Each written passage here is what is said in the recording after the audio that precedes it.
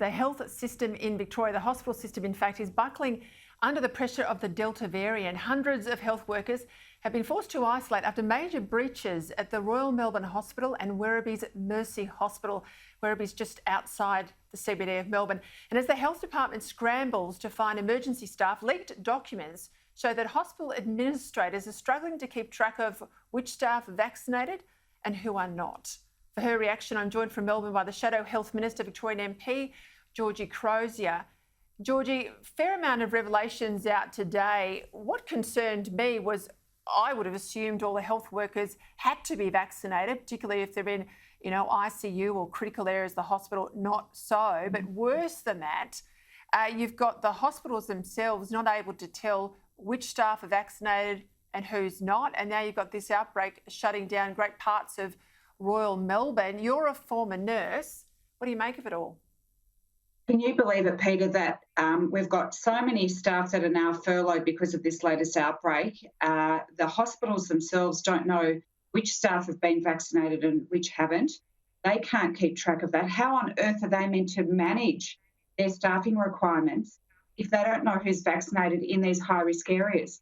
So this is just an extraordinary revelation today, and obviously it is very, very concerning for so many of those administrators, but importantly the doctors and nurses who are on the front line that are going out there and doing this work. I mean, it's Daniel Andrews who's telling us that we've all got to do our bit. We're in lockdown because we don't want the health system overwhelmed.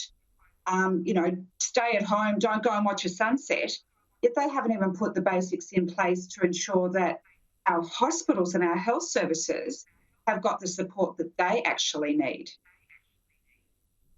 But nursing staff, frontline workers, they were the first to get vaccinated back in April and May. Why are we having this conversation mid-August and hospitals don't even know on their team who's vaccinated and who's not?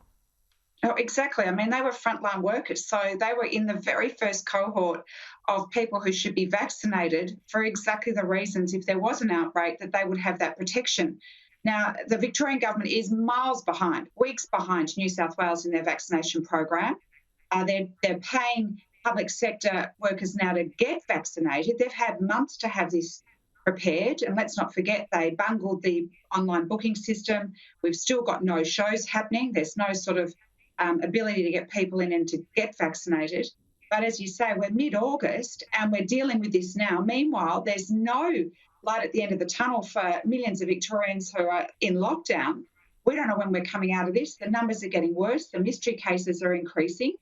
And to have our health services under this amount of pressure now, without not knowing, the nurses and health frontline workers that should have been vaccinated, we still don't know who is vaccinated or have they been vaccinated, just shows the absolute mismanagement again of the Andrews government in this really critical area. I mean, it is quite extraordinary that these issues still arise, the mismanagement still occurs, and as a result, it's the Victorians who are the big losers and putting everyone at risk. Those patients, the staff, and the rest of us are at risk. Georgie Crozier, thank you for your time. Thanks so much, Peter.